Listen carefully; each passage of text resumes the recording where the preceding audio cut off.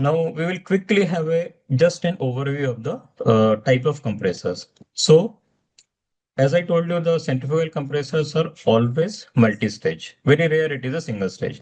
So if you see the first, the common type is the multi-impeller axial split compressor.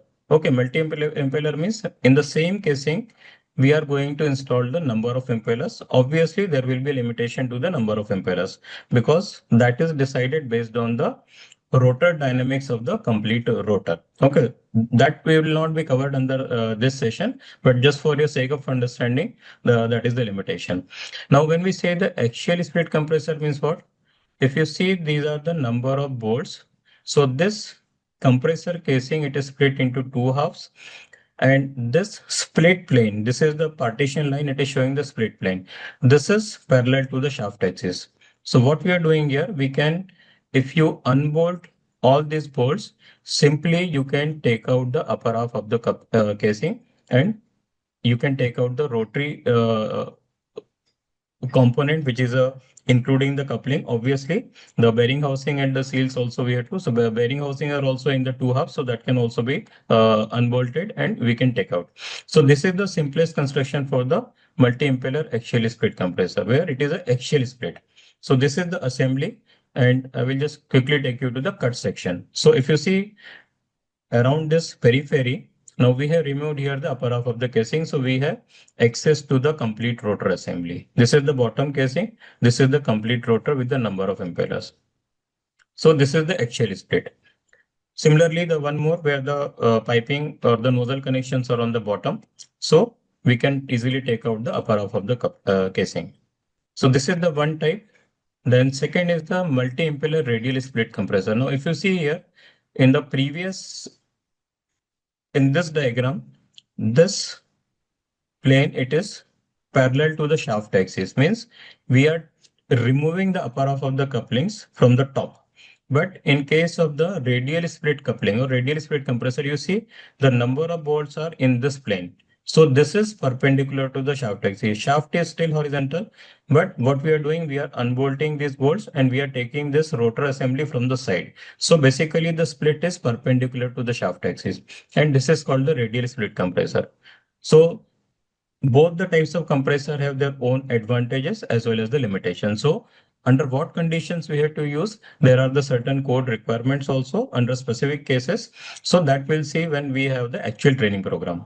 And I will show you the cut section also, that how it is looking. So these are the suction and discharge nozzles.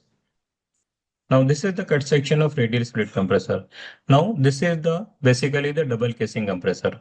This is the white one is the outer casing, and this is the bottom one, which is shown here in the half, the lower half. This is also the inner casing. Sir, excuse me, sir. We Yes, cannot yeah. see any shared screen in the screen. Yes, we just see black screen.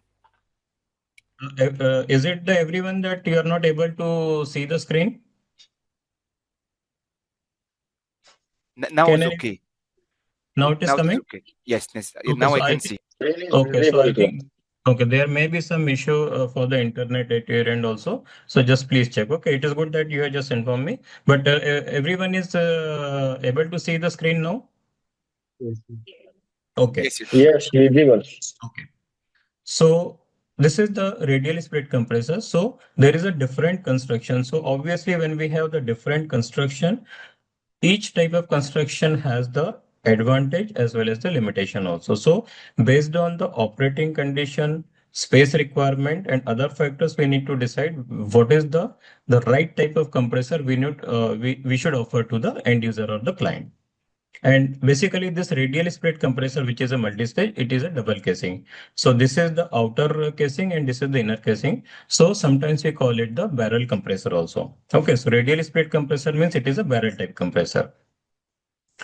This is also the same thing, cut section. So this is the, if you see the suction and discharge nozzle, they are the part of the outer casing, and inside this is the white one is again inner casing, and green one are the impellers basically. Okay, so this is the typical construction for the radial split compressor, which is a double casing. And third one is the single impeller overhung compressor. Now, why we say the single impeller overhung? These two radial split as well as the axial split compressor. Both are between bearing compressor, means bearings are on both sides. And between these two bearings, we are installing the number of impellers. So whether it is a axial split compressor or radial split compressor multi-impeller, both are between bearing. But this single impeller, it is the overhang because the bearing is only on one side and only one side bearing, it is called the overhang. There are not two bearings. One bearing on the only one side, it is the impeller is mounted. So here it is a radial split mean this is the basically the cover shown just for the simplification. So here this nozzle connection, it is a suction and here it will be the discharge. This is the bolted connection. So these are the main configurations for the centrifugal compressor. Axial split, multi-stage, multi-casing, radial split, multi-impeller, multi-casing, and the single impeller overhang type. So single impeller overhang, it is used for the low pressure ratio, like the 1.9, 1.5. So basically it is used for the air. And this is the again the single impeller. This is for the capacity control, which is the inlet guide wire. So these are the typical things for the from the construction aspect.